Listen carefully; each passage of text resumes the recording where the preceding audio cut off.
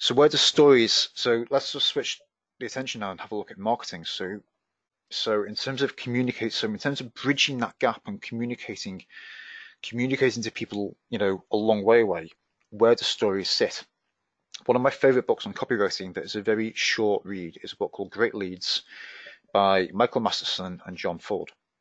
And the key model in that book is they describe 6 leads. So a lead is how you might open a sales letter, for example. And what they say is that actually a lot of the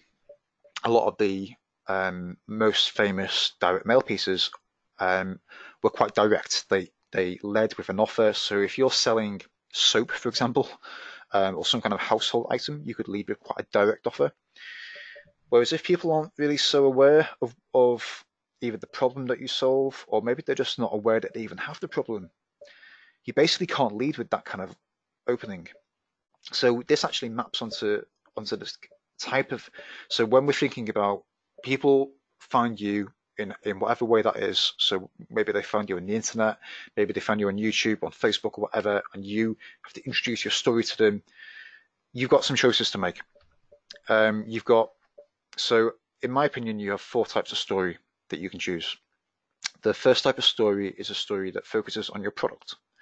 So I'm going to run through all of these in more detail in a moment. So product stories, where your where your product came from. You've got stories that focus on the customer, so customer success stories, customer case stories. Most of these stories are told very badly, I might add. I'll have more to say about customer stories in a bit. Stories that focus on you. So I told you a story about me earlier, my kind of journey into Infusionsoft. And then the 4th type of story that I think isn't really being talked about. I've obviously had a look about the storytelling marketplace. I'm not the only one teaching storytelling. I think that a lot of the focus really is going on writing product and customer stories and making the customer the hero of the story. And I might talk a little bit more about this in a bit, but I don't think it's deep enough. I think if you need to really build trust with someone, and if you provide a really outstanding transformation, I don't think it's a good starting point, but I don't think it's enough. And what I realized recently was that actually these kind of story types kind of interlock. So if you think about all of the stories that you can tell, so you've got stories about you, so all of the stories from your past, which is actually a big mess of stories. I've drawn it as quite a neat circle here, but this is, if you think about all of the stories you could tell, it's basically endless. Then we've got stories about your customers, and actually bridging the two, we've got stories about your product. So the best product stories kind of bridge the gap between you and your customer. They're kind of stories. They're really stories about us. They're stories about you and your customer. And that's kind of where the product stories sit. And what I realized recently was that you've actually got all these other stories that you can tell as well, because you don't always have to tell. I think this is one of the big reasons that people don't tell much of their story, is because it feels intimidating. And the reason it's intimidating is because if you only ever tell stories about yourself, then you effectively become the bore on the bus that talks to people and overshares their story. So yes, you want to tell some of your story, but you don't. But it's if you think about a natural conversation, it's a bit of give and take. So we have all these other stories that you can tell as well. If you think about the presentation that I've given so far, I've given you some stories about Harappa. I've talked about the Neanderthals. I've talked about the railways to illustrate my points, and they're effectively other stories that I've pulled into my presentation. So I think, if you think about the 4 types of story in detail, you need to look at your business to decide which type of story you're going to lead with, because I can't tell you what type of story is going to be your core selling story. If you resonate quite deeply with the identity that I gave at the start of the presentation, so you provide a transformation, you have quite a long sales cycle, then you're probably going to lead with personal stories. But if we think about product stories for a minute, the advantages really it's quite an obvious connection to the sale. People um, people assume that. So when we talk about stories, product stories are the most obvious thing, are the most obvious thing to write about because we assume that people want to hear them. But the reality, I think, is that only people who are quite close to buying want to hear product stories. So the disadvantages are that they don't really communicate anything deep about your values, your unique experience, the transformation that you've been through. They don't expose the real you. And on a deeper level, there's no real emotional connection in telling your story. It might get you a higher click-through rate on Google, but it doesn't really then, if you've got an email list of people, it's very hard to build trust on an emotional level by just focusing on product stories. So all of these stories have a role to play in your marketing, but they will come in different orders, and you'll focus on different stories depending on the nature of the communications problem that you're trying to solve. I hope that makes some kind of sense. So I think if we return to the to the Great Leads framework, I really think that product stories are best told when people are most aware of what you do and they're shopping around on price. They're aware of different brands. They're aware of different products. You don't need to do a lot of educating. And customer stories actually are quite sort of similar. So there's a reasonably obvious link, from telling a customer story to introducing the sale. There's a reasonably obvious connection. We assume people want to hear them, although I would argue that we don't always want to hear customer stories as often as we think. I would argue again that only people who are quite close to buying really want to hear customer stories. I think it's possible to illustrate different implementations of your solution with customer stories, but again, who's that going to appeal to? It's going to appeal to people who are quite embedded in your world already. So again, the disadvantages are basically the same. Doesn't communicate the real you, doesn't communicate your values, and I actually think they're hard to write so that it doesn't appear as a sickly sweet case study. So I mentioned earlier that I think most customer stories are told badly, and actually the correct format for a customer story has a before and after. It has like a down in the story. It's like you have to say, before I worked with. So from the customer's perspective, they have to say, before I worked with Rob, I was worried about this. I was worried that it wouldn't do this, and then I found this. That's really the correct story that's the correct format for a customer story, and most customer stories don't do that. But I still think that a customer story is reasonably direct. This is something that you want to introduce later on, not maybe as your core selling story when people first enter your world. So you can probably see where this is going, but let's talk about the personal story. So this does communicate your values and your experience. It does build an emotional connection. When you drill down on it, and when you go through the process that I'm going to be talking about over the next few weeks, if you want to join me, you actually have a very deep well of stories to draw from. The disadvantage is when you're telling a personal story, it's sometimes harder than to link to a sale, but I can basically tell you how to do that. But when you're telling a story about something in your past that maybe isn't directly to do with your direct line of work, it does take a little bit of skill to connect that to your sales message. That isn't to say it's not possible, but it takes a little bit of skill. I think it's easy to get personal stories wrong. It's easy to get the length of them wrong, the structure of them wrong, or it's easy to select the wrong personal stories. That's probably a whole different webinar, but it's something that I will cover.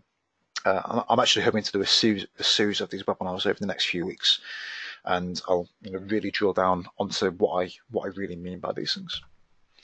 So the reason that we don't tell, or we feel afraid to tell personal stories, is because we worry that we're going to delay the sale. But actually, if you sell a valuable product, then sometimes you have to take a slower route to the sale, which sounds counterintuitive, but it's true. You can only introduce the pitch from a position of trust, and you have to do that with a personal story first. So personal stories, I think, really sit at the other end of the spectrum. So if you think about, just to revisit the sign-in framework, I imagine if you're like most of my clients that you are somewhere on this side of the you're somewhere on this side of the framework where you're kind of on more of like an you probably identify more as an artist than like an entrepreneur.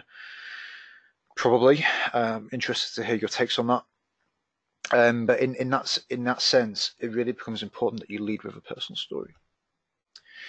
I just want to briefly mention the something else story. So this is something I'm going to really pick up on if you join me in September. I'll explain more about that in a moment. But the something else story is what you can basically take stories from anywhere to illustrate your point. So if you have a look, I'm a big binge watcher of documentaries, and I got this. So this image is from a BBC documentary about China. So, and the presenter here is holding a book, and the book title is called "How to Help Old People Live Better, Longer, and More Fulfilling Lives," which, if you think about it, is a great headline. This book was first published in 1085, about 400 years before Gutenberg invented the printing press, and it was last published in 2013. So if I wanted to tell a story about longevity, about evergreen content, if I then this is a story that I can use, but it's not my story. It's a story that I've taken from somewhere else to illustrate the point that I want to make. So you can use something else stories to kind of pad out your arguments, and that's something that I'm going to be talking more about next month. So yeah, topic: how to help old people live better, longer, and more fulfilling lives. So the something else story advantages, obviously they're flexible, infinite, they add variation to your message. Because this is the other thing. It's like, well, if you're telling your story, like how many times can you tell the same story about how you got into your work? And so this is where some of the variation comes from. I actually think that once you master this and once you really understand how to do this, this is something that you can never unsee and you can never unlearn, because you can never again can you run out of content ideas, because you can always pull in ideas from different areas.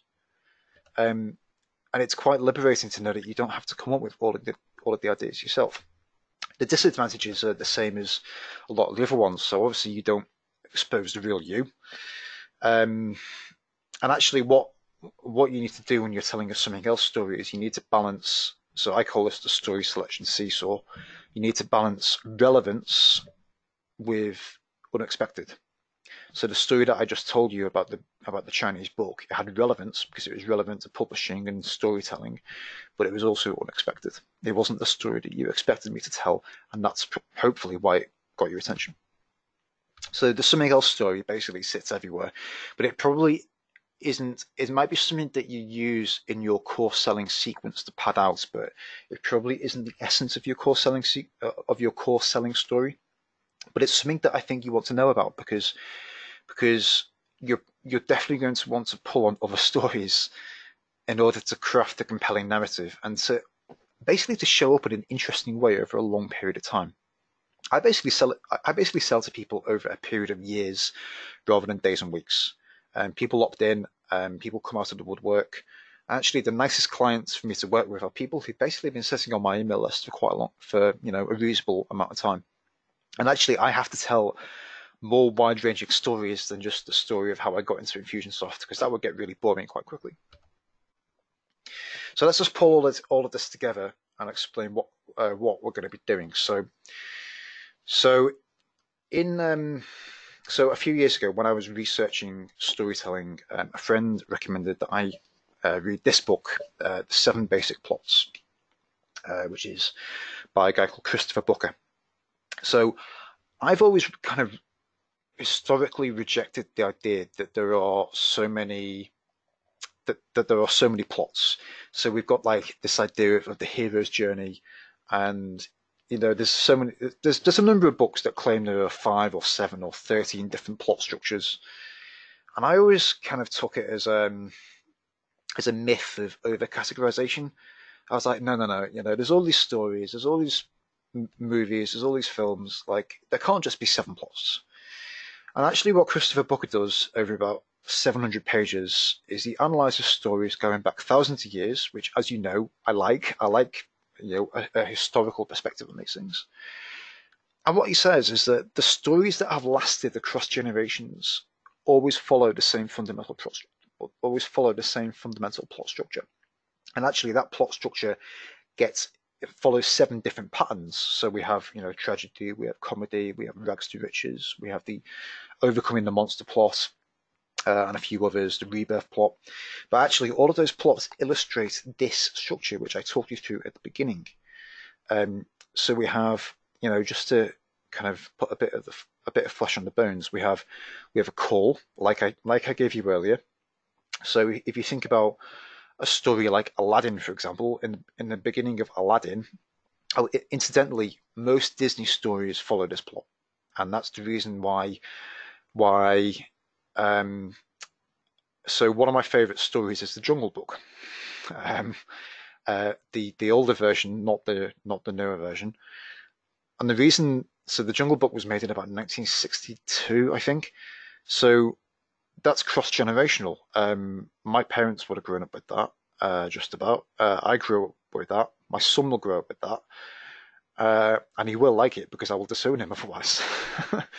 And it follows this structure. We have Mowgli in the jungle initially with the wolf pack, and then there's a call. So Shere Khan returns to the jungle. The story cannot continue in the same path.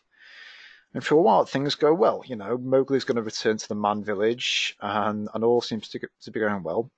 And all of a sudden, he decides he doesn't want to do that. He meets Baloo. He runs away.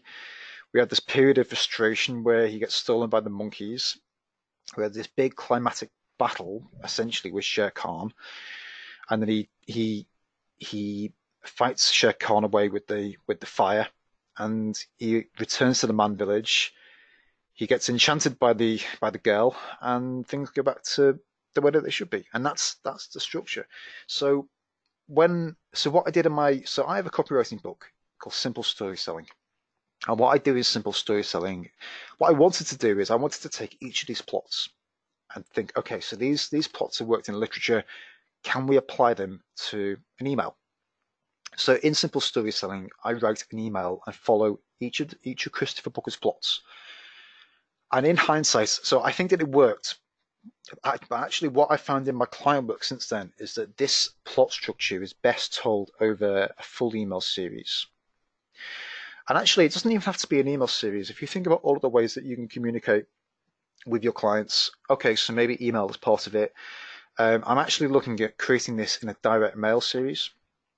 You could do it by SMS, text messaging, so where each text message goes out and then you link to a blog post. That would also work.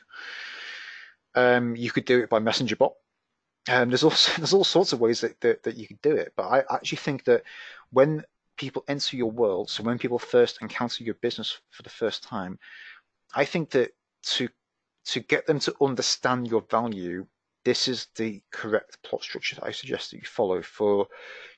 If I suggest that you focus on an email series initially, but I don't really care what output you use. And actually, it might be that you convert it into different output formats like I'm doing. But this is basically the plot structure that I suggest that you follow. So I hope that's really made sense. I mean, that's kind of really the thing that I wanted to impress on you today.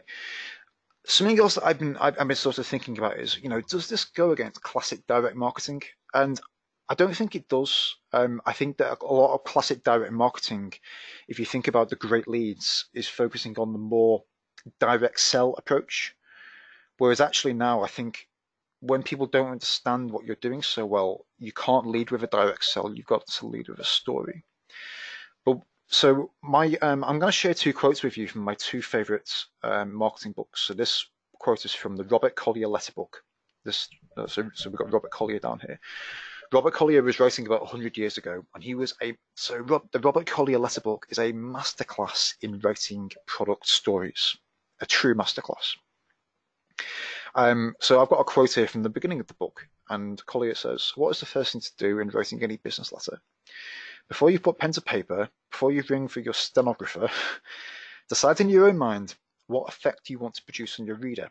what feeling must you arouse in them? And that's what I think we must do when we're mapping out this story and this transformation. You need to think, what is the transformation that you're trying to communicate? Because that's really what we're getting at here. This quote is from my favorite book, my favorite marketing book, which is the Book of Gossage, by a guy called Howard Gossage, who ran an ad agency in San Francisco in the 1960s. So I'll read this out. And he says, "We should accommodate ourselves to our audience as a first duty and then sell our wares. I mentioned this in class one day, and a student asked, 'Professor, how about doing it the other way around? Make the sales pitch and then be charming.' I said, 'Yes, I suppose you could, but I know an awful lot of guys who have struck out trying that technique on girls.'" So, I think Howard Gossage was getting in 1960 to what we're talking about today. And actually, if you don't like writing, this doesn't really matter so much. It's basically a case of figuring out what you need to say without necessarily jumping into the writing part. So I borrowed these two diagrams from Megan Macedo. This is something that she has called the rule of 4. And what Megan says is that in the world of marketing, most of the emphasis at the moment is based on, most of the talk and most of the forums is based around strategy and tactics. How do I do this? How do I make ClickFunnels work? Whatever. And what she says is actually this needs to be inverted. The real work is in knowing yourself, then in knowing where you're trying to get to, and I would add what transformation that you provide and figuring that out. You then need to understand your audience, and then you need to know what strategies and tactics you use. That's what I think we want to get to.